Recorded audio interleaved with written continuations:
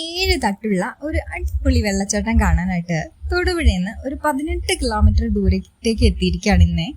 ഇവിടെ വന്ന് 40 രൂപയുടെ അഡൾട്ട്സിനുള്ള എൻട്രി പാസ് എടുത്ത് നമ്മൾ ഒരു 800 മീറ്ററോളം നടക്കണം എന്ന് പറഞ്ഞാല് ബോറിംഗ് ആയിട്ടുള്ള ഒരു നടപ്പല്ല. ഈ കാടിന്റെ നടുക്കൂടെ പോണ ഒരു ഫീലൊക്കെ നല്ലോണം കിട്ടണം.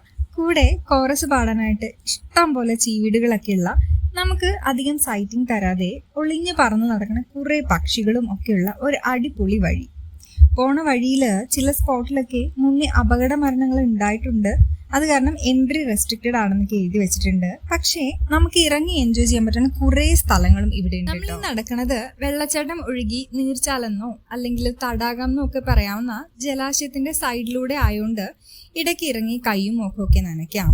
പിന്നെ മാൻമേഡ് ബ്രിഡ്ജും അതുപോലെ തന്നെ നീർച്ചാലിന്റെ അക്കരെ ഇക്കരെ പോവാനായിട്ട് മരം വീണ് തനിയെ നാച്ചുറൽ ആയിട്ടുണ്ടായ ബ്രിഡ്ജും ഒക്കെ കാണാം.